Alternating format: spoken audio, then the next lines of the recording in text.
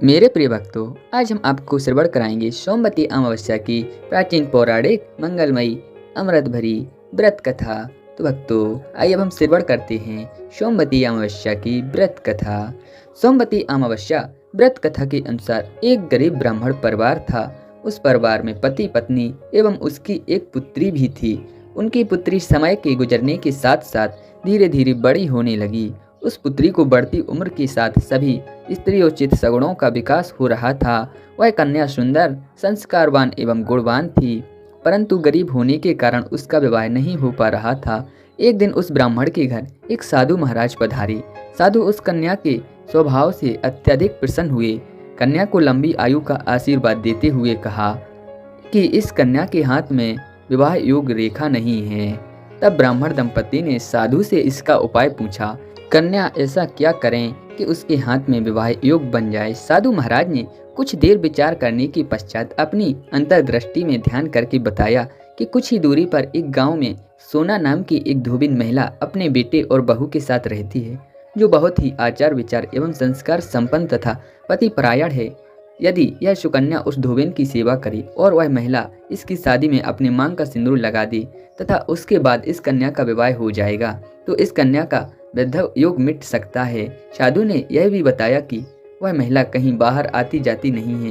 यह बात सुनकर ब्राह्मणी ने अपनी बेटी से धोबिन की सेवा करने का प्रस्ताव रखा। अगले दिन से ही कन्या प्रातःकाल ही उठकर सोना धोबिन के घर जाकर साफ सफाई एवं अन्य सारे कार्य करके अपने घर वापस आने लगी। एक दिन सोना धोबिन अपनी बहू से पूछती है कि तुम तो सुबह ही उठकर सारे काम कर लेती हो और पता भी नहीं चलता। बहू ने कहा, माँ जी, मैंने तो सोचा ही कि आप सुबह उठकर सारे काम खुद ही खत्म कर लेती हैं।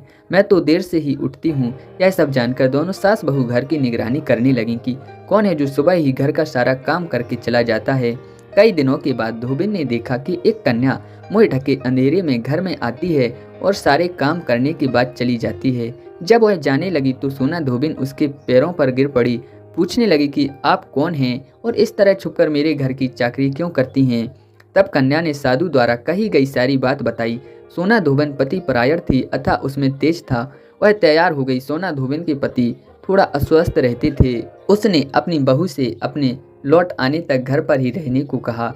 सोना धोबिन ने जैसे ही अपने मांग का सिंदूर उस कन्या की मांग में लगाया, सोना धोबिन का पति मर गया। उसे इस बात का पता चल गया। वह घर से निराजल ही चली गई, यह सोचकर कि रास्ते में कहीं पीपल का पेड़ मिलेगा तो उसे भंवरी देकर और उसकी परिक्रमा करके ही जल ग्रहण करेगी। उस दिन सोमवती अमावस्या थी। ब्राह्मण के घर मिले हुए पुए पकवान की जगह उनसे ईंटों के टुकड़े को 108 बार भंवरी देकर 108 बार पीपल के पेड़ की परिक्रमा की और उसके बाद जल ग्रहण किया। ऐसा करते ही उसके पति के मृत शरीर में वापस जान आ गई। धोबिन का पति फिर से जीवित हो उठा।